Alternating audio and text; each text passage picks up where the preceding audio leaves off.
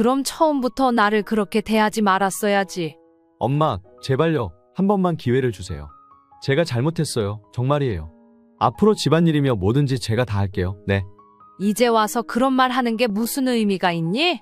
엄마, 저는 그저 좀 도와달라고 한 거였어요. 제가 너무 힘들어서 회사 일도 하고 애도 키우고. 그래, 힘들었겠지. 그런데 난? 그리고 네가 애를 키워? 준우 태어나서 지금까지 키운 사람은 나 아니니? 넌 준우 낳고 3개월 만에 복직해놓고 네가 무슨 애를 키웠다고 난리야?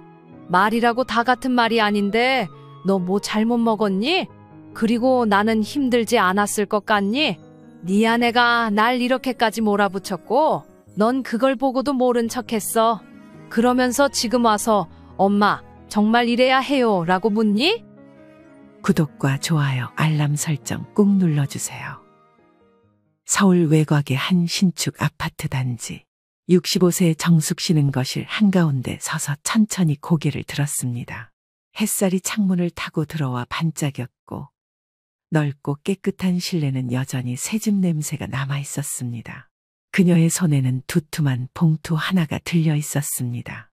이제야 실감이 나네. 정숙 씨는 주방을 지나며 손으로 조심스럽게 벽지를 쓸었습니다. 어렸을 때부터 궁핍한 삶을 살아온 그녀에게 집을 마련한다는 것은 단순한 경제적 문제가 아니었습니다. 그것은 한 가정의 안정과 직결되는 중요한 일이었습니다. 이 집을 사기 위해 오랜 세월 허리띠를 졸라매고 살았습니다. 생활비를 아껴 적금을 붓고 남들은 해외여행을 갈 때도 혼자 좁은 방에서 TV를 보며 시간을 보냈습니다. 그렇게 모은 돈으로 마련한 이 집이 이제 아들과 며느리의 보금자리가 될 것이었습니다. 정숙 씨는 아들이 도착하기를 기다리며 거실 창가에 섰습니다. 단지는 한적했고 멀리서 아이들이 뛰어노는 소리가 들려왔습니다. 이런 곳에서 손주가 뛰어노는 모습을 상상하니 가슴이 뿌듯했습니다. 그때 문이 열리며 아들 강현 씨와 며느리 민서 씨가 들어왔습니다. 엄마. 어머니. 민서 씨는 밝은 표정으로 다가와 정숙 씨의 손을 꼭 잡았습니다. 정말 감사해요, 어머니. 이렇게 큰 선물을 받을 줄은 몰랐어요. 고맙기는 너희가 행복하게 살면 그게 나한테는 제일 큰 보람이지. 정숙 씨는 들고 있던 봉투를 민서에게 내밀었습니다. 민서 씨는 봉투를 열어 안에 들어있는 서류를 확인하더니 눈이 휘둥그레졌습니다. 어머니, 이건. 그래, 이 집 등기부등본이야. 너희 앞으로 하려고 했는데 그래도 혹시 모르니까 일단은 내 명의로 해뒀어. 엄마, 정말 그래도. 강현 씨는 말끝을 흐리며 정숙 씨를 바라보았습니다. 그는 예상하지 못한 듯한 얼굴이었습니다. 정숙 씨는 그 표정이 그저 감격에 겨운 표정인 줄 알았습니다. 하지만 나중에 표정에 대한 진짜 의미를 깨닫게 될 줄은 몰랐습니다. 이렇게까지 하실 줄은 몰랐어요. 네가 장가갈 때부터 생각한 일이야. 부모된 도리로 할 수 있는 건 해줘야지. 강현 씨는 말없이 고개를 끄덕였습니다. 정숙 씨는 아들의 반응에서 어딘가 석연치 않은 기운을 느꼈지만 애써 대수롭지 않게 넘겼습니다. 어머니, 저희 정말 열심히 살게요. 절대 실망시키지 않을게요. 민서 씨는 정숙 씨의 손을 다시 한번 꼭 잡았습니다. 그녀의 눈에 고마움이 담겨 있었고 정숙도 흐뭇하게 웃었습니다. 정숙 씨는 평생을 일하며 모은 돈으로 아들 강현 씨와 며느리 민서 씨에게 집을 선물했습니다. 처음에는 며느리도 고마워하며 다정하게 대했고 가족 간의 행복한 시간이 이어졌습니다. 그날 저녁 집들이가 열렸습니다. 작은 상에 음식을 차려놓고 삼남매처럼 둘러앉아 웃으며 식사를 했습니다. 민서 씨는 직접 만든 잡채와 갈비찜을 내왔고 정숙 씨는 칭찬을 아끼지 않았습니다. 음식 솜씨가 제법이구나. 정말요? 어머니 입맛에 맞을까 걱정했어요. 엄마, 민서 요리 잘하는 거 몰랐죠? 회사에서 바빠서 자주 못하지만 할 땐 이렇게 잘해요. 그래, 우리 아들 잘 먹이려면 요리 실력도 필수지. 다들 웃으며 술잔을 부딪혔습니다. 그렇게 몇 개월이 지났습니다. 정숙 씨는 주말마다 아들 집을 방문했고 민서 씨도 반갑게 맞아주었습니다. 음식을 준비하며 이런저런 이야기를 나누다 보면 시간 가는 줄 몰랐습니다. 어머니, 김치찌개 좋아하시죠? 이번엔 저만의 레시피로 만들어봤어요. 그래, 기대되네. 며느리와 함께 부엌에서 요리를 하며 정숙 씨는 오랜만에 따뜻한 가족애를 느꼈습니다. 그렇게 한동안은 모든 것이 순조로웠습니다. 그러나 어느 순간부터 작은 균열이 생기기 시작했습니다. 처음에는 사소한 것이었습니다. 어머니, 잠깐만 와주실 수 있으세요? 저녁 약속이 있는데 준우 봐줄 사람이 없어서요. 그래, 내가 가지. 정말요? 어머니 최고. 그때만 해도 단순한 부탁이라고 생각했습니다. 하지만 시간이 지나면서 부탁은 점점 잦아졌습니다. 어머니, 오늘도 늦으실 수 있으세요? 회식이 있어서요. 어머니, 청소는 구석구석 해야 해요. 먼지가 좀 많아요. 어머니, 빨래도 좀 해주시겠어요? 준우 옷이 많아서요. 정숙 씨는 점점 더 많은 일을 맡게 되었습니다. 그러던 어느 날 아들이 전화를 걸어왔습니다. 엄마, 요즘 힘들진 않으세요? 괜찮아. 네가 바쁜데 내가 도와야지. 민서가 엄마 덕분에 많이 편하다고 하더라고요. 엄마가 우리 가족을 위해 애써주셔서 정말 감사해요. 정숙 씨는 그 말을 듣고 가만히 있었습니다. 아들의 목소리에서 진심이 묻어났지만 어딘가 공허한 기분이 들었습니다. 그 순간 문득 이 집이 누구의 것인지 다시 생각하게 되었습니다. 정숙 씨는 손주 준우가 태어나면서 점점 집안일과 육아를 떠맡게 되었습니다. 처음에는 단순한 부탁이었지만 며느리 민서 씨의 요구는 점점 늘어났고 아들 강현 씨는 바쁜 회사 생활로 인해 이런 문제를 대수롭지 않게 넘겼습니다. 정숙 씨는 참고 도와주었지만 그 부담은 점차 커져갔습니다. 늦은 오후 정숙 씨는 한 손으로 무릎을 짚으며 거실 바닥을 정리하고 있었습니다. 소파 위에는 준우의 작은 옷가지들이 널려 있었고 주방에서는 끓고 있는 이유식 냄비에서 김이 모락모락 올라오고 있었습니다. 오늘도 하루 종일 정신없는 날이었습니다. 새벽같이 나와 준우를 돌보고 집안일을 하고 시장을 다녀오느라 발바닥이 아려왔습니다. 하지만 가장 힘든 것은 언제부턴가 이것이 당연한 일이 되어버린 듯한 분위기였습니다. 문이 열리며 민서 씨가 들어섰습니다. 그녀는 한 손으로 핸드백을 내려놓으며 대충 인사를 건넸습니다. 어머니, 오늘 하루도 고생 많으셨어요. 그래, 일은 어땠니? 늘 그렇죠. 바쁘고 정신없고. 근데 어머니, 저녁 뭐 해두셨어요? 정숙 씨는 냄비를 가리키며 조용히 말했습니다. 준우 이유식 먼저 만들었고 저녁은 국 끓여놨다. 아, 고맙습니다. 그런데 어머니, 다음부터는 저녁 반찬도 좀 더 다양하게 해주시면 좋겠어요. 요즘 애 키우느라 밥 차릴 힘도 없어서요. 순간 정숙 씨는 손에 힘이 들어갔습니다. 애 키우느라 힘들다라니. 오늘 하루 종일 준우를 본 것은 자기 자신이었는데 며느리는 그런 말 한마디로 모든 것을 정리해버렸습니다. 하지만 정숙 씨는 아무 말도 하지 않았습니다. 혹시나 며느리가 마음이 상할까 괜한 소리를 해서 서로 의가 상하진 않을까 무서웠습니다. 민서 씨의 잔소리가 반가울 리 없었지만 정숙 씨는 속으로 삭히고 애써 웃으며 대답했습니다. 그래, 다음부터 반찬도 신경 써볼게. 그때 준우가 방에서 울음을 터뜨렸습니다. 어휴, 또 왜 저래? 민서 씨는 가방을 벗지도 않은 채 방으로 들어갔고 정숙 씨는 조용히 물컵을 들고 싱크대로 향했습니다. 요즘 민서 씨의 태도가 변하고 있다는 것을 느끼고 있었습니다. 처음에는 주말마다 따뜻한 음식을 대접하며 다정했던 며느리가 이제는 당연한 듯 요구하는 사람이 되어가고 있었습니다. 사회생활을 하느라 피곤해 쩔어 있어 그랬을 테지만 한편으로는 얄밉기까지 했습니다. 내 자식이고 내 손주니까 내가 봐줄 수도 있는 거 아닌가 싶어서 늘 참고 넘어가야 했죠. 아들은 이 모든 상황을 알고 있을까?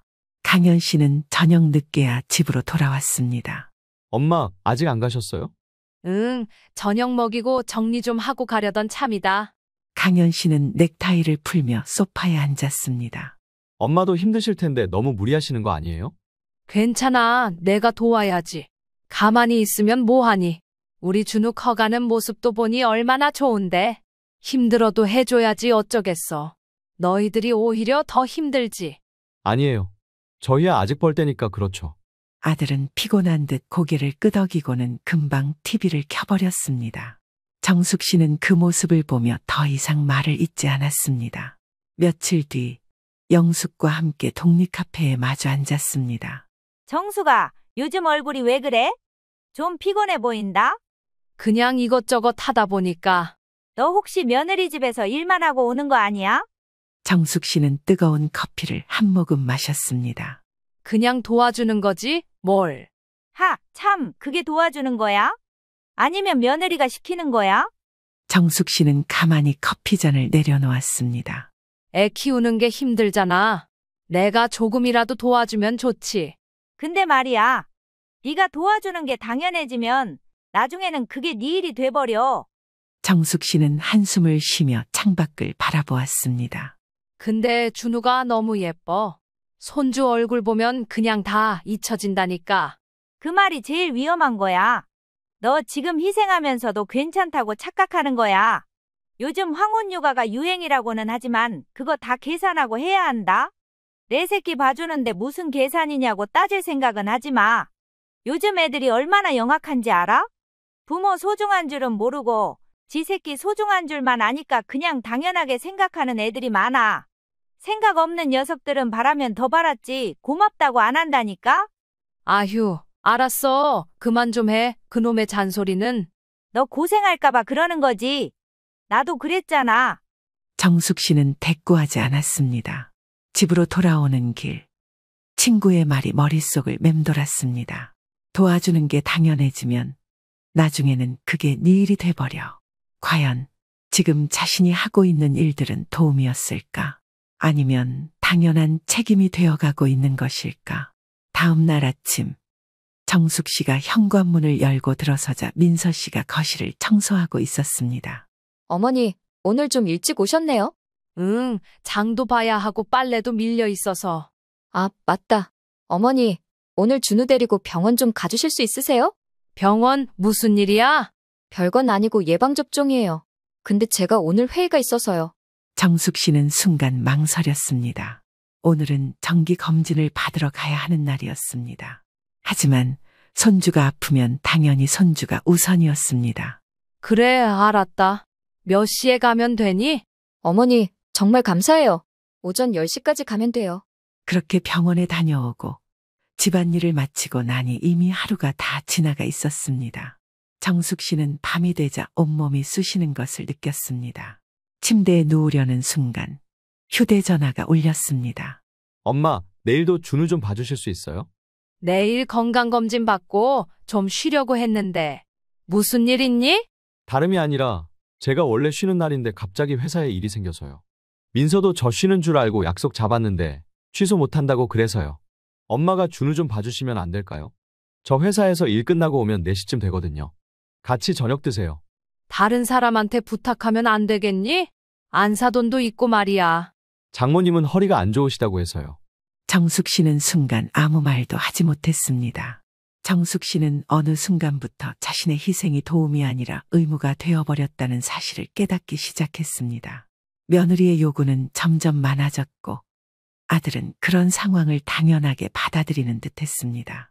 몸이 점점 피로해졌지만 정숙 씨는 이를 내색할 수 없었습니다. 그녀가 힘들다고 말할 곳은 아무 데도 없었습니다. 늦가을에 차가운 바람이 불어오는 오후, 정숙 씨는 준우를 안고 거실 소파에 앉아 있었습니다. 아이가 잠든 사이 잠시라도 쉬고 싶었지만 밀린 집안일이 머릿속을 떠나지 않았습니다. 민서 씨가 출근하면서 남긴 당부가 떠올랐습니다. 어머니, 오늘 이불 빨래 좀 해주실 수 있으세요? 준우가 요즘 땀을 많이 흘려서요. 아, 그리고 오늘 저녁엔 저희 친구들이 잠깐 올 거예요. 간단하게 안주 같은 거 준비해 주시면 좋을 것 같아요. 이제는 이런 말이 너무 익숙했습니다. 할 수 있을까요? 라는 질문조차 사라지고 마치 당연한 듯 부탁이 이어지고 있었습니다. 정숙 씨는 조용히 한숨을 내쉬며 준우를 침대에 눕혔습니다. 잠든 아이의 얼굴을 바라보며 마음이 복잡해졌습니다. 내가 너무 예민한 걸까? 그래. 손주 봐주는 게 힘들긴 해도 가족이니까 괜찮은 거겠지. 자신을 설득하려 했지만 점점 그 말이 힘을 잃어가고 있었습니다.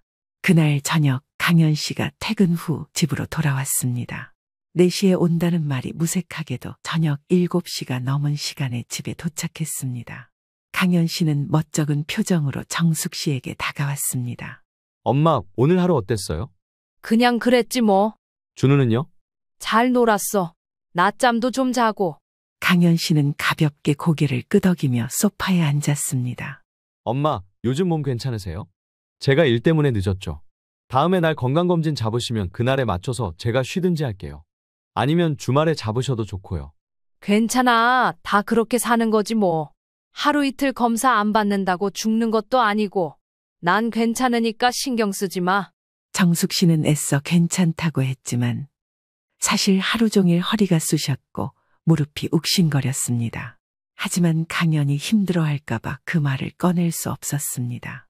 그때 주방에서 냄비가 끓는 소리가 들려왔습니다. 정숙 씨는 자리에서 일어나 서둘러 가스레인지 불을 줄였습니다. 강연 씨는 그런 어머니의 모습을 아무렇지 않게 바라보다가 말했습니다. 엄마, 근데 민서가 요즘 좀 힘들어하는 것 같아요. 왜? 회사 일도 많고 집안일도 신경 쓸 게 많다 보니까 스트레스가 심한가 봐요. 가끔씩 피곤하다고 하더라고요. 정숙 씨는 순간 머릿속이 복잡해졌습니다. 회사 일도 많고 집안일도 신경 쓸 게 많다 보니까 그럼 나는 하루 종일 준우를 돌보고 집안일을 도맡아 하는 나는 기가 막혔고 뭐가 그리 힘드냐고 한마디 하고 싶었지만 정숙 씨는 웃으며 대답했습니다. 그럼 내가 더 도와줘야겠네. 엄마, 정말 감사해요. 민서가 엄마한테 항상 고맙다고 하더라고요. 하지만 정작 그 말을 직접 들어본 적은 없었습니다. 며칠 후 정숙 씨는 영숙 씨와 다시 카페에서 만났습니다. 요즘 얼굴이 더 수척해졌네? 그냥 좀 피곤해서. 설마 또 며느리 집에서 일만 하다가 온 거야? 아니야. 그냥 손주랑 놀다 보니까 시간이 금방 가더라고. 영숙 씨는 한숨을 쉬며 정숙 씨를 바라봤습니다.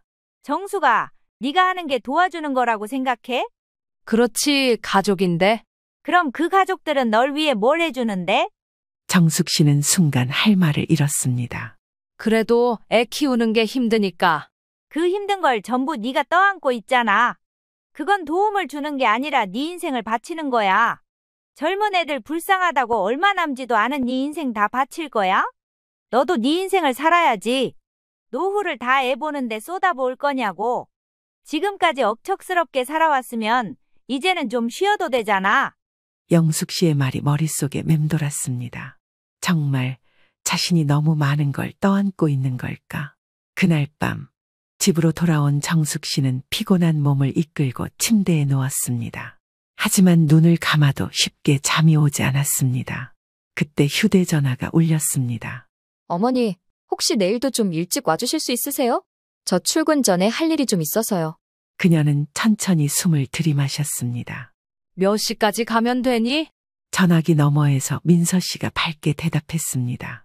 한 6시쯤이면 좋을 것 같아요. 정숙 씨는 조용히 고개를 끄덕였습니다.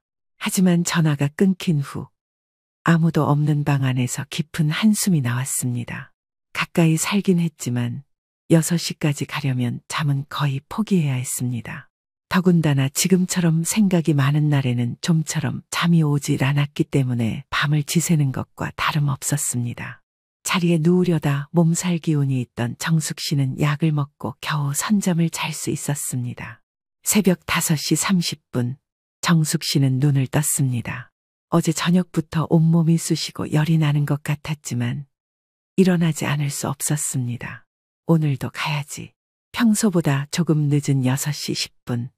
정숙 씨는 며느리 집 현관 비밀번호를 누르고 안으로 들어섰습니다. 실내는 아직 어두웠고 집 안은 조용했습니다. 준우도 아직 자고 있는 모양이었습니다. 그때 안방에서 나온 민서 씨가 시계를 보고는 인상을 찌푸렸습니다. 어머니, 왜 이렇게 늦으셨어요? 조금 늦었네. 몸이 좀 안 좋아서. 오늘따라 바쁜데 6시까지 오신다길래 기다리고 있었단 말이에요. 민서 씨는 한숨을 쉬더니 곧바로 거실로 나가버렸습니다. 준우 아직 자고 있니? 네, 어머니가 좀 깨워서 밥 먹여주세요. 저 지금 나가야 해요. 정숙 씨는 조용히 고개를 끄덕이며 준우의 방으로 들어갔습니다. 아이는 곤히 자고 있었습니다. 정숙 씨는 조심스레 아이를 깨웠습니다. 준우야, 일어나자. 할머니랑 밥 먹자. 아이를 부드럽게 안아 올리려는데 갑자기 허리에 찌릿한 통증이 느껴졌습니다.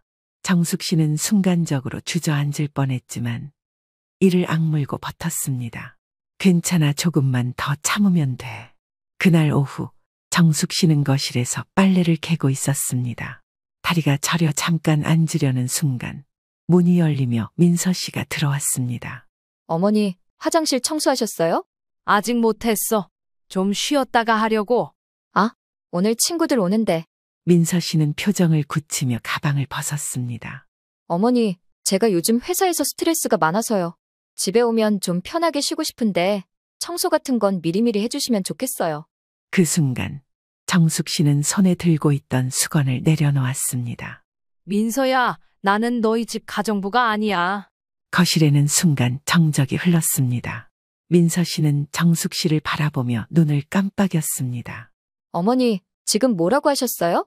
난 너희 집 도우미가 아니라고 했다. 민서 씨는 한참 말을 잇지 못하다가 헛웃음을 지으며 팔짱을 꼈습니다. 어머니, 제가 그렇게까지 한 것도 아닌데 갑자기 왜 그러세요? 네가 지금 나를 어떻게 대하고 있는지 생각해봐라. 그제야 민서 씨의 표정이 굳어졌습니다. 어머니, 지금까지 도와주신 거 감사하게 생각해요. 하지만 이 집에서 함께 지내면서 가족이라면 서로 도와야 하는 거 아닌가요? 도움과 착취는 다르다. 내가 아프다고 했을 때 넌 뭐라고 했니? 네 일이 더 중요하다며 나보고 참으라고 했잖아. 민서 씨의 얼굴이 굳어졌습니다. 그때는 제가 정말 중요한 일이 있어서 그랬죠. 어머니가 이해해 주셔야 하는 거 아니에요? 그럼 넌 내가 힘들어하는 걸 이해한 적이 있니? 어머니가 말씀을 하셨어요? 이런 일이 있다. 내가 일이 있으니 오늘은 못 봐준다 이야기하신 적 있으시냐고요? 그걸 일일이 너한테 보고를 해야 하고 허락을 받아야 하는 거니? 너희 둘이 소통도 안 해? 갑자기 준우 봐달라고 한 게 지금 몇 번째야? 나도 내 삶이라는 게 있고 볼 일도 있다. 근데 그런 거 다 마다하고 이렇게 뒷바라지 해주면 적어도 싫은 티는 안 내야 하는 거 아니니? 뭐가 그렇게 당당하니? 시어머니를 그렇게 부려먹고 싶어? 왜 갑자기 화를 내세요? 화를 내는 게 아니라 있는 사실 그대로를 이야기하는 거야. 네 태도를 봐라. 당연하다는 듯 나한테 이래라 저래라 하는 거 아니니? 나도 숨 쉴 시간이 필요하다 이거야. 정숙 씨의 목소리는 점점 더 단단해졌습니다. 그때 현관문이 열리며 강연 씨가 들어왔습니다. 분위기가 심상치 않음을 느끼고 먼저 말을 걸었습니다. 다들 왜 그래? 민서 씨는 곧바로 강연 씨에게 달려가 울상을 지었습니다. 여보, 어머님이 갑자기 나한테 화를 내시는 거 있지. 내가 뭘 그렇게 잘못했는지 모르겠어. 엄마, 갑자기 왜 그러세요? 강연 씨의 말에 정숙 씨는 한숨을 쉬었습니다. 갑자기 변한 며느리의 태도에 어이가 없어 내쉰 한숨이었습니다. 지금까지 당당하게 대들던 모습은 온데간데 없고 저렇게 대놓고 여우짓을 하나 싶었죠. 강연아, 민서가 지금 나를 어떻게 대하는지 너도 알고 있니? 아니, 그러니까 무슨 일이 있었냐고요? 정숙 씨는 차분하게 설명하려 했습니다. 하지만 민서 씨는 먼저 끼어들었습니다. 어머니가 요즘 자꾸 예민하게 구셔. 갑자기 소리치시고. 강연 씨는 피곤한 얼굴로 정숙 씨를 바라보았습니다. 엄마, 민서가 얼마나 힘든지 아세요? 회사 일도 많고 육아도 신경 써야 하고. 그 말을 듣는 순간 정숙 씨는 더 이상 참을 수 없었습니다. 그럼 나는 뭐니? 난 하루 종일 준우 보면서 청소하고 밥하고 그것도 모자라서 네 안에 친구들 오는 날이면 안주까지 차려야 하니? 내가 너희 가정부니? 강연 씨는 순간 당황한 듯 말을 잇지 못했습니다. 아니, 그런 뜻이 아니고. 정숙 씨는 한 걸음 앞으로 다가갔습니다. 강연아, 내가 너희 집을 마련해 준 건 너희 행복을 위해서였다. 그런데 지금 보니 내 희생이 당연한 게 되어버렸더구나. 강연 씨는 아무 말도 하지 못했습니다. 그때 준우가 방문을 열고 나왔습니다. 할머니? 정숙 씨는 준우를 바라보며 가슴이 아려왔습니다. 하지만 더 이상은 이렇게 살 수 없었습니다. 강연아, 민서야, 너희는 내일 당장 새로운 시터를 구하던 가정부를 구하던 해야 할 거다. 난 더 이상 이렇게 살지 않을 거야. 너희들 뜻 잘 알겠으니까 더 이상 나한테 부탁 같은 거 하지 말아라. 나도 더 이상은 못 해먹겠다. 그 말이 끝나자 거실에는 무거운 침묵이 흘렀습니다. 정숙 씨는 더 이상 참고 살지 않기로 결심했습니다. 아들 며느리 집에 있는 자신의 소지품을 챙겨 집으로 돌아왔습니다. 하지만 그녀의 변화는 곧바로 예상치 못한 반응을 불러왔습니다. 민서 씨는 충격을 받았고 강현 씨는 난처해했습니다. 그러나 그들 중 누구도 정숙 씨의 감정을 온전히 이해하려 하지 않았습니다. 그리고 결국 며느리는 돌이킬 수 없는 행동을 저지르고 말았습니다. 아침 공기가 유난히 차가웠습니다. 정숙 씨는 창가에 서서 멍하니 바깥을 바라보고 있었습니다. 어제 있었던 일이 머릿속에서 떠나지 않았습니다. 내가 이렇게까지 해야 했을까? 하지만 마음 한편에서는 묘한 해방감이 느껴졌습니다. 아무것도 하지 않고 오롯이 나만의 시간을 보내니 이렇게 평화로울 수 없었습니다. 여유 있게 차도 한 잔 마시고 밥도 시간에 쫓겨 먹지 않아도 되니 살 것 같았습니다. 어쩌면 이제라도 말을 꺼낸 것이 다행인지도 몰랐습니다.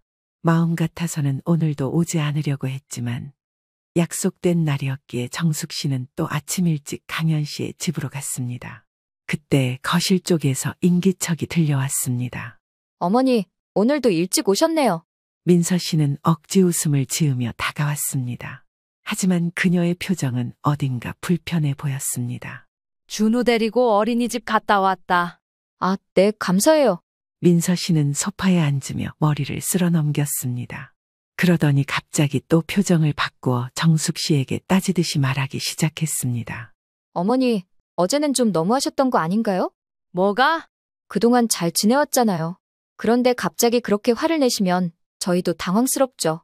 정숙 씨는 조용히 그녀를 바라보았습니다. 내가 갑자기 그랬다고 생각하니? 솔직히 말하면 그렇죠. 그동안 잘 계시다가 아무 말 없으셨는데 그렇게 쏴붙이시니 저도 당황스럽잖아요. 저만 나쁜 사람 된 것 같고요. 뭐라고? 정숙 씨는 한숨을 쉬며 손을 꼭 맞잡았습니다. 난 참을 만큼 참았다. 네가 나한테 어떻게 했는지 이제라도 한번 돌아봐라. 어머니, 저는 그냥 좀 도와달라고 한 것뿐인데. 도움? 네가 시키는 대로 다 하는 게 과연 도움이냐? 민서 씨는 순간 말문이 막힌 듯 보였습니다. 그래도 가족인데 서로 의지하는 거잖아요. 의지하는 것과 이용하는 건 다르다. 그 말에 민서 씨 얼굴이 굳어졌습니다. 그럼 어머니, 앞으로 어떻게 하시겠다는 거예요? 저희 도와주지 않으실 건가요? 정숙 씨는 단호하게 대답했습니다. 앞으로 난 내 인생을 살 거다. 민서 씨는 그 말을 듣고는 더 이상 아무 말도 하지 않았습니다. 저녁이 되자 강연이 퇴근하고 돌아왔습니다. 엄마, 저 왔어요. 정숙 씨는 거실에서 조용히 신문을 보고 있었습니다. 강현 씨는 다가와 어색한 얼굴로 앉았습니다. 엄마, 어제 민서랑 무슨 일 있었어요? 민서한테 들었겠지. 그냥 좀 서운해 하더라고요. 엄마가 갑자기 그렇게 단호하게 나오실 줄 몰랐대요. 정숙 씨는 신문을 내려놓으며 아들을 바라보았습니다. 강연아, 너는 민서가 어떻게 행동해 왔는지 알고 있니? 엄마, 민서도 회사 일하면서 힘들어요. 그러니까 좀 도와달라고 한 거죠. 도와달라는 거랑 내가 당연히 해야 하는 일처럼 시키는 거랑 같니? 강현 씨는 말없이 입술을 깨물었습니다. 난 더 이상 그렇게 못 산다. 강현 씨는 깊은 한숨을 쉬었습니다. 그럼 엄마, 정말 이 집에서 나가시겠다는 거예요? 정숙 씨는 순간 멈칫했습니다. 나가라고 한 적 없다. 그리고 내가 나가긴 왜 나가? 니들 편하라고 따로 집 얻어서 사는 거지. 이 집이 누구 집인지 잊었어? 그럼 민서는요? 준우는요? 그리고 이 집 저희 사주신 집이잖아요. 틀렸지. 내 명의로 된 내 집이지. 이게 어떻게 너희 집이야? 내가 너한테 준다고 한 적이 있어? 결혼하고 살 집은 있어야 하니까 여기서 살라고 한 거지. 준다고 말한 적 없다.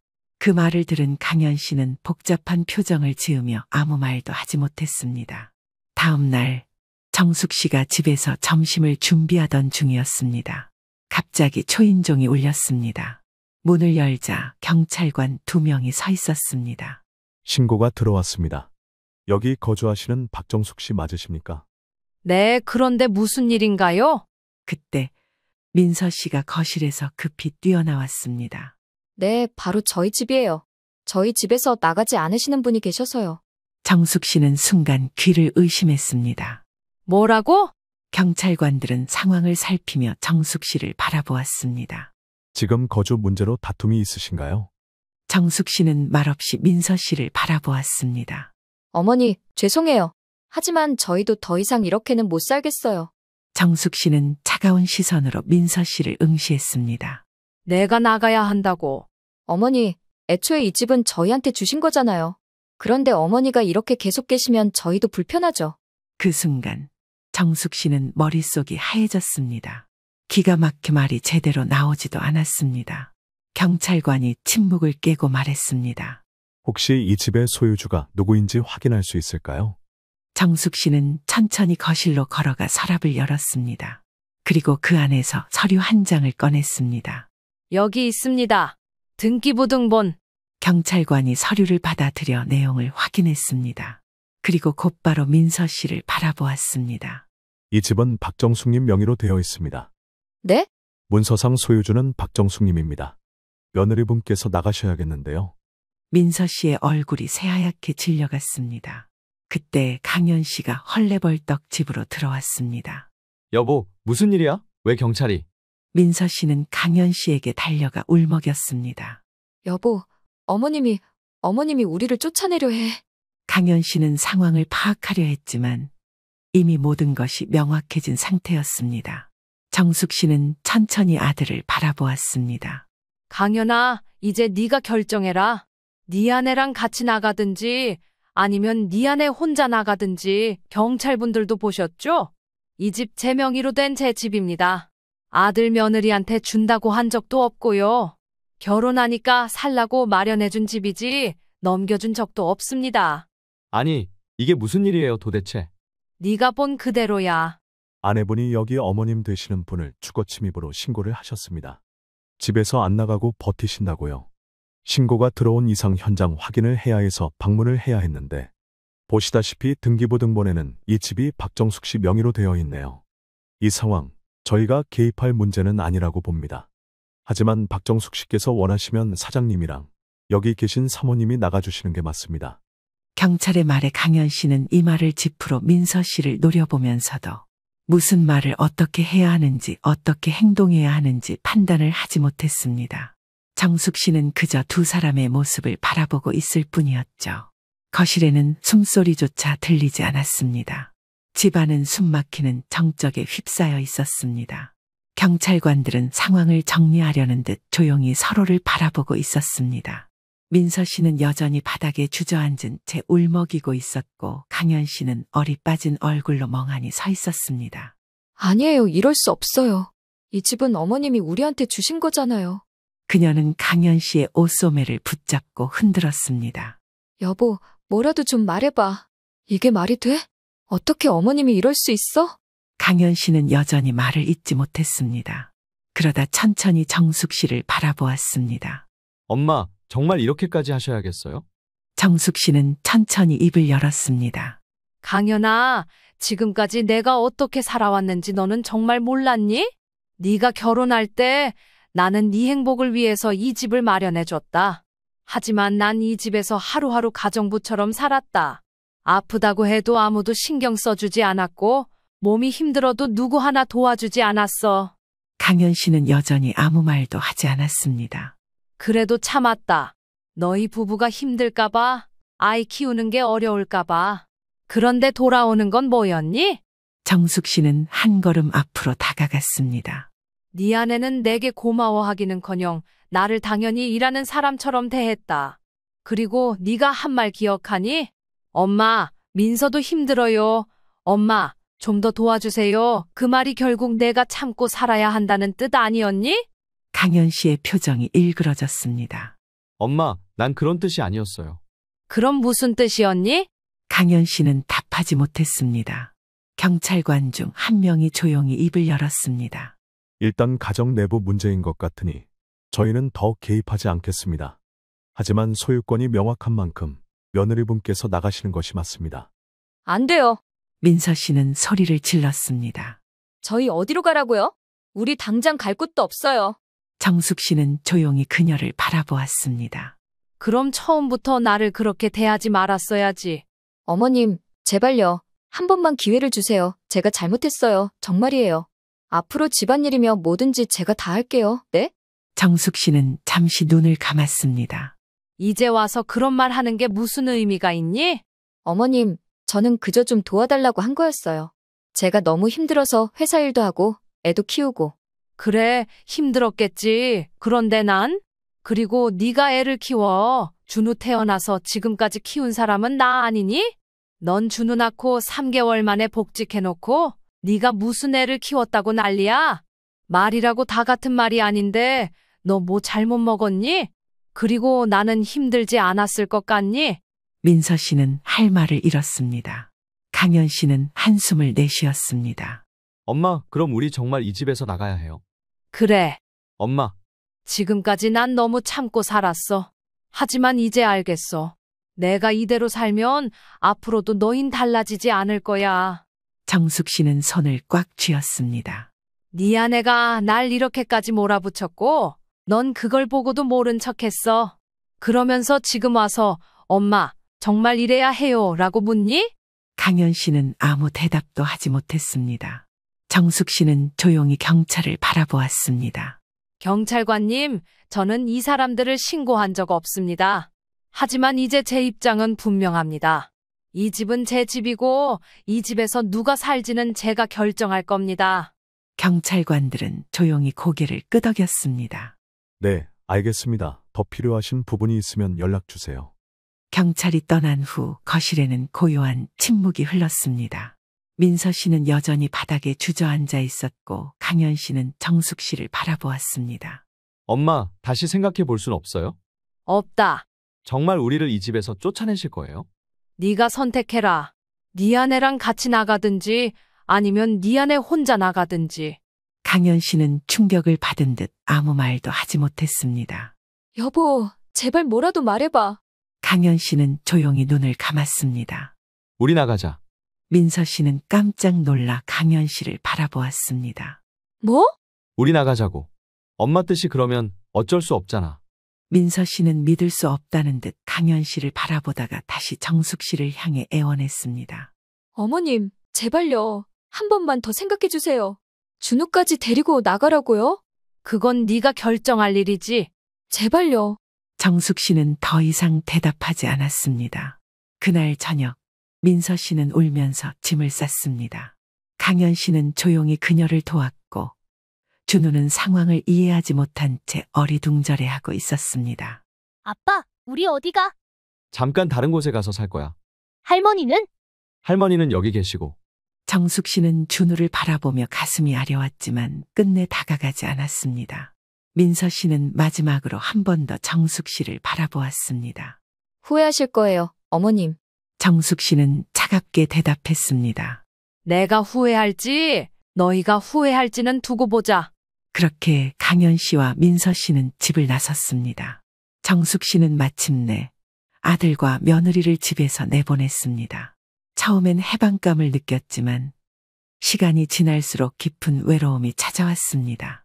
아무도 없는 집, 들리지 않는 손주의 웃음소리, 조용한 식탁. 그녀는 혼자가 된 자신의 삶을 마주해야 했습니다. 그리고 마음 한편에서는 작은 흔들림이 시작되었습니다. 강연 씨와 민서 씨가 떠난 지 일주일이 지났습니다. 집안은 이상하리만큼 조용했습니다.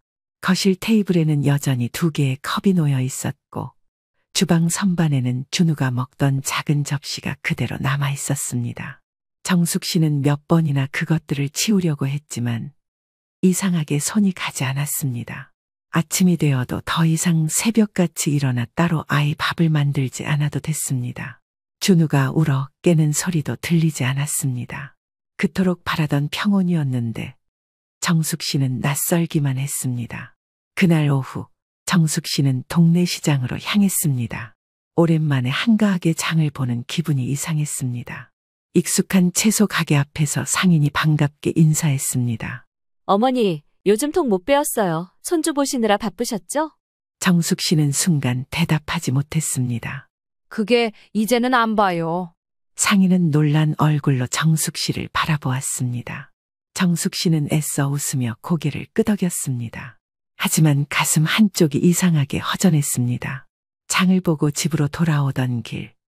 정숙 씨는 카페에서 영숙 씨를 만났습니다. 정수가, 너 요즘 왜 이렇게 연락이 없었어? 그냥 좀 바빴어. 바빴다고 아들 내외는 이제 네가 안 돌봐도 된다며? 정숙 씨는 커피를 한 모금 마시며 천천히 고개를 끄덕였습니다. 그래, 이제 다 끝났어. 그래서 어때? 속 시원해? 정숙 씨는 순간 말을 잇지 못했습니다. 시원한 줄 알았는데 모르겠어. 뭐가? 그냥 좀 허전해. 영숙 씨는 한숨을 쉬며 정숙 씨의 손을 잡았습니다. 그럴 줄 알았다. 네가 그렇게 오래 참고 살았는데 한순간에 다 끊어버리면 허전하지. 난 너 이해해. 나 봐봐, 나도 반년 걸렸어. 그래도 한두 번씩 너만의 루틴을 찾다 보면 금방 적응할 거야. 정숙 씨는 조용히 손을 주물렀습니다. 이게 맞는 건지 모르겠어. 너무 심했던 걸까? 아이고, 정수가. 너는 그렇게까지 당하고도 그런 소리가 나오니? 그래도 준우는 무슨 죄야? 영숙 씨는 정숙 씨의 눈을 똑바로 바라보았습니다. 준우야, 무슨 죄가 있겠니? 그런데 그 아이를 핑계 삼아서 너까지 희생하면 안 되지. 정숙 씨는 고개를 숙였습니다. 그 애가 보고 싶어. 그렇다고 다시 다 받아들이면 또 똑같은 일이 반복될 거야. 정숙 씨는 아무 말 없이 창밖을 바라보았습니다. 그날 밤 정숙 씨는 거실 소파에 앉아 옛 사진들을 꺼내 보았습니다. 강연이 어릴 적 사진, 가족 여행에서 찍은 사진, 그리고 최근에 찍은 준우의 사진들. 사진 속의 준우는 항상 웃고 있었습니다. 정숙 씨가 안아 올릴 때면 까르르 웃었고 작은 손으로 할머니의 볼을 쓰다듬기도 했습니다. 그 아이가 이제는 곁에 없었습니다. 문득 준우의 방에 놓고 간 곰 인형이 눈에 들어왔습니다. 정숙 씨는 천천히 인형을 들어 가슴에 안았습니다. 다음 날 정숙 씨는 강현 씨에게서 걸려온 전화를 받았습니다. 엄마, 그래, 잘 지내세요? 잘 지낸다. 우리도 잘 지내요. 정숙 씨는 말없이 기다렸습니다. 엄마, 준우가 엄마 찾네요. 정숙 씨의 손이 떨렸습니다. 그래? 어제도 잘 때 할머니 보고 싶다고 했어요. 정숙 씨는 대답하지 못했습니다. 엄마, 우리가 많이 잘못했어요. 민서도 요즘 많이 달라졌어요. 후회도 많이 하고요. 정숙 씨는 천천히 숨을 들이마셨습니다. 그렇다고 내가 다시 다 받아줄 거라고 생각하니? 그건 아니에요. 다만, 준우라도. 정숙 씨는 눈을 감았습니다. 그날 저녁 정숙 씨는 다시 고민형을 바라보았습니다. 다시 예전으로 돌아갈 수 있을까? 아니면 지금처럼 혼자 살아야 할까? 그녀는 쉽게 답을 내릴 수 없었습니다. 강현 씨와의 통화 후 정숙 씨는 한동안 핸드폰을 내려다보고 있었습니다. 엄마, 준우가 엄마를 찾네요.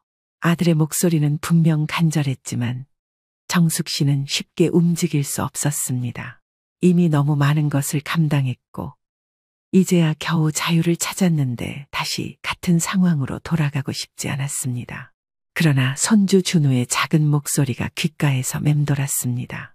정숙 씨는 한숨을 내쉬며 거실 창가로 걸어갔습니다. 저녁 하늘이 붉게 물들어 가고 있었습니다. 이제 무엇을 해야 할까? 다음 날 아침 정숙 씨는 영숙 씨를 찾아갔습니다. 카페에 들어서자 영숙 씨가 먼저 손을 흔들었습니다. 야, 웬일이야? 아침부터 연락을 다 하고. 정숙 씨는 조용히 자리에 앉았습니다. 그냥 너랑 이야기 좀 하고 싶어서. 뭔데? 얼굴 보니까 무슨 일 있는 것 같은데? 정숙 씨는 커피잔을 손으로 감싸쥐며 망설였습니다. 강연이 전화했어. 그래, 뭐래? 준우가 날 찾는다고 하더라. 영숙 씨는 조용히 정숙 씨를 바라보았습니다. 그래서? 모르겠어. 뭐가? 내가 다시 받아줘야 하는 건지 아니면 계속 이대로 살아야 하는 건지. 영숙 씨는 깊은 한숨을 내쉬었습니다. 네가 정말 원하는 게 뭔데? 준우가 보고 싶지 않아? 정숙 씨는 말없이 창밖을 바라보았습니다. 보고 싶어. 그럼 보면 되잖아. 그게 그렇게 간단한 일이야? 아니, 물론 간단한 건 아니지. 근데 말이야, 지금 이 순간 너는 뭘 가장 후회하고 있어?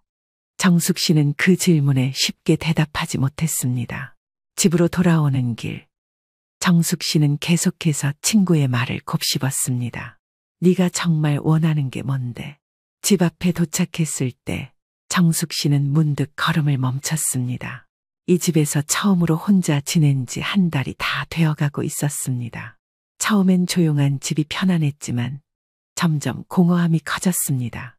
그날 밤 정숙 씨는 다시 준우의 방에 들어갔습니다. 고민형이 여전히 침대 한쪽에 놓여 있었습니다. 정숙 씨는 천천히 인형을 집어들고 앉았습니다. 준우야, 할머니가 어떻게 해야 할까? 정숙 씨는 인형을 꼭 끌어안으며 눈을 감았습니다. 며칠 후 강현 씨가 다시 전화를 걸어왔습니다. 엄마, 잘 지내세요? 응, 엄마, 혹시 이번 주말에 시간 되세요? 정숙 씨는 순간 대답하지 못했습니다. 준우가 계속 엄마 보고 싶다고 해서요. 잠깐이라도 얼굴 볼 수 있을까요? 정숙 씨는 핸드폰을 꼭 쥐었습니다. 엄마, 제발 한 번만 생각해 주세요. 정숙 씨는 길게 숨을 들이마셨습니다. 생각해 볼게. 전화를 끊고 난 뒤 정숙 씨는 한동안 자리에 앉아 있었습니다. 정말 다시 만나도 괜찮을까? 그날 오후 정숙 씨는 영숙 씨를 만났습니다. 결정했어? 모르겠어. 모르겠다는 건 가고 싶다는 거지. 정숙 씨는 영숙 씨를 바라보았습니다. 그럴지도 몰라. 그럼 가. 그랬다가 또 똑같아지면? 영숙 씨는 커피잔을 내려놓으며 한숨을 쉬었습니다. 네가 걱정하는 거 이해해. 하지만 넌 지금 네가 뭘 원하는지도 알고 있어. 손주 보고 싶은 거잖아. 대신 이번에는 네가 먼저 선을 그어. 선을 그으라고. 응, 다시 받아줄 거면 너한테 불리한 조건으로 받아주지 마. 예전처럼 희생하지 말고 너를 먼저 생각하는 관계로 만들어. 정숙 씨는 가만히 앉아 친구의 말을 곱씹었습니다. 며칠 후 정숙 씨는 강현 씨에게 전화를 걸었습니다. 엄마, 이번 주말 어디서 볼 거니? 강현 씨는 순간 말을 잇지 못하다가 급히 대답했습니다. 엄마, 정말 오시는 거예요? 준우 얼굴은 봐야 할 것 같아서. 엄마, 고마워요. 정말 감사합니다. 대신 한 가지 기억해둬라. 네. 난 다시 예전처럼 돌아갈 생각 없다. 한 번은 봐주지만 그 이상은 내가 판단할 거다. 강현 씨는 긴장된 목소리로 대답했습니다. 알겠어요. 엄마 뜻 존중할게요. 정숙 씨는 조용히 전화를 끊었습니다. 주말 약속 장소는 근처의 작은 공원이었습니다. 정숙 씨가 도착하자 벤치에 앉아있던 강현 씨와 민서 씨가 일어섰습니다. 그리고 그들 사이에 선 준우가 정숙 씨를 보자마자 두 팔을 벌리며 달려왔습니다. 할머니, 정숙 씨는 순간 눈물이 나올 것 같았지만 꾹 참으며 환하게 웃었습니다. 우리 준우 많이 컸네. 응, 할머니 보고 싶었어. 작은 손이 정숙 씨의 옷소매를 붙잡았습니다. 정숙 씨는 그 손을 꼭 잡아주었습니다. 그때 민서 씨가 한 발 앞으로 나왔습니다. 어머님, 잘 지내셨어요? 정숙 씨는 차분히 고개를 끄덕였습니다. 그래, 너희도 잘 지냈니? 민서 씨는 어색하게 웃으며 고개를 끄덕였습니다. 네, 많이 반성했어요. 그래? 할머니 집 가고 싶어. 정숙 씨는 준우를 바라보았습니다. 할머니 집에서 놀고 싶어? 응, 할머니 집 좋아. 정숙 씨는 잠시 준우의 작은 손을 쓰다듬었습니다. 엄마, 아직은 모르시겠지만 저희 진심이에요. 예전처럼은 안 할게요. 그건 내가 지켜보면 알겠지. 정숙 씨는 짧게 대답했습니다. 정말 다시는 어머님께 그런 부담 안 드릴게요. 그냥 한 번만 더 기회를 주세요. 정숙 씨는 한동안 말없이 앉아 있었습니다. 손주가 옆에서 할머니를 바라보고 있었습니다. 과거의 상처가 사라진 건 아니었지만 지금은 준우가 더 중요하다고 생각했습니다. 정숙 씨는 천천히 미소를 지었습니다. 니들이 나 불편하게 생각하는 거 잘 안다. 내 딴에는 잘해주려고 노력하는 건데 어쩜 너희들은 뭐가 그렇게 매번 당연해? 어머니가 뭘 해주셨는데요? 그리고 그게 무슨 말씀이세요? 저희가 아무것도 하지 않고 바라기만 하셨다고 했죠? 짚으셔도 한참 잘못 짚으셨어요. 아무리 그래도 다른 사람도 아니고 내가 니들 낳아준 부모인데 말이야. 어쩜 나를 그렇게 개무시를 할 수 있는 거야? 어머니, 도대체 그게... 너희가 우리를 찾지 않듯 우리도 이제 너희를 찾지 않겠다. 어머님, 너무 감정적으로 반응하시는 거 아니에요? 그래, 감정적으로 굴겠다. 나는 내가 그렇게 불편해했던 이 집에서 평생을 살았고 네가 그렇게 예민하게 구는 것들을 하나하나 신경 써가면서 살았다. 그런데 넌 단 며칠도 못 참고 돌아가겠다 했지. 물론 너희들이 피곤한 건 알아. 그런데 적어도 가족 같은 사이가 되어야 하질 않겠니? 지금 이게 가족 꼬락선이라고 할 수 있어? 늦가을 바람이 서늘하게 불어오는 아침이었습니다. 미세먼지가 없는 쾌청한 하늘은 순옥 씨의 기분을 간지럽혔습니다. 창문을 열어 환기를 시키며 하늘을 올려다본 순옥 씨는 살짝 싸늘한 기운마저 반갑게 느껴지기 시작했습니다. 오늘은 오랜만에 가족들이 모두 모이는 날이었기 때문입니다. 여보, 마트에는 언제 갈 생각이야? 마트 말고 시장에 가려고요. 이왕 음식하는 거 좋은 유기농 재료로 구매해서 해야지. 오랜만에 애들 오는 건데 그 정도는 해줘야죠. 뭘 얼마나 하려고 그래? 그냥 우리 먹는 거에 몇 가지만 더 하면 되는 거 아니야? 당신이 뭘 모르는 소리 하는 거예요.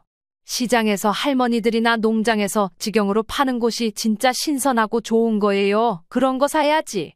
아침 먹고 바로 나가요. 오늘 부지런히 움직여야 해. 거실 탁자 위에는 미리 써둔 장보기 목록이 가지런히 놓여 있었습니다. 순옥 씨는 이 목록을 어젯밤에도 몇 번이나 확인하며 빼놓은 것이 없는지 점검했죠. 자식들을 안 보고 사는 건 아니지만 각자 사는 게 바쁘다는 이유로 한자리에 모이는 일이 손에 꼽을 정도니 오랜만에 온 식구가 모인다고 하면 그만큼 신나는 일이 없었습니다. 지난번에 막내가 해산물 알러지가 있다고 했었지. 그게 뭐였더라? 새우 알러지? 그리고 하나 더 있었는데 까먹었네. 뭐 조심하면 되겠지. 사장님, 여기 꼬막이랑 홍합 좀 넉넉히 챙겨주세요. 순옥 씨는 남편 태식 씨와 함께 시장 이곳저곳을 돌아다니며 좋은 재료들로 골라 담았죠. 물건 하나를 고르더라도 평소보다 더 깐깐하게 고르는 순옥 씨의 모습을 보며 태식 씨는 왠지 모르게 한숨이 새어나왔습니다. 가족들을 챙기는 건 당연한 일이지만 자식이 뭐라고 이렇게까지 하나 싶을 때가 한둘이 아니었습니다. 그래도 배 아파 낳은 자식들이고 벌써 두 아들이 40대긴 해도 마냥 어린애 같은 느낌이고 하니 내버려 두었죠.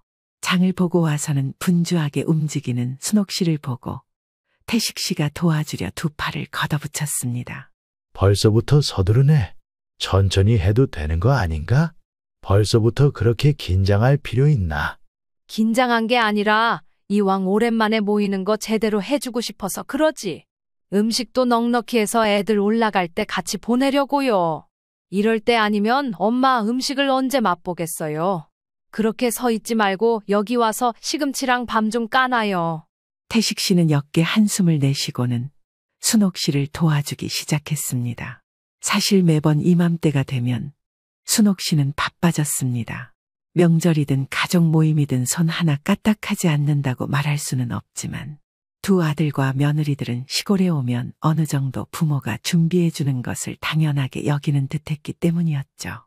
이제는 굳이 사서 고생을 하지 않고 자식들 덕을 좀 보면서 살아도 될 텐데 말입니다.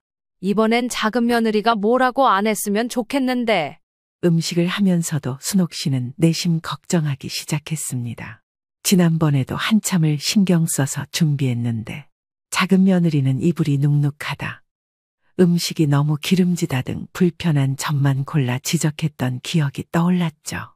그래도 이번에는 그런 말 안 듣도록 해야겠다고 다짐하며 다시 한번 부엌을 정리했습니다. 그때 전화벨이 울렸습니다. 휴대전화를 확인하니 첫째 며느리 정미 씨였습니다. 어머님, 저희는 내일 아침 일찍 출발할게요. 혹시 도와드릴 거 없을까요? 아이고, 무슨 소리니? 올 때 조심히 오기나 해. 도울 건 무슨. 그래도요. 아, 그리고 우리 성민이가 할머니 댁 가는 거 엄청 기대하고 있어요. 정말? 아이고, 성민이가. 성미 씨의 말에 순옥 씨의 얼굴엔 미소가 번지기 시작했습니다. 큰 손주는 올해 초등학교 6학년이 된 듬직한 소년이었죠. 어려서 잠시 돌봐준 게 전부였지만 큰 손주는 오랜 시간이 지난 지금도 순옥 씨를 무척이나 따랐습니다.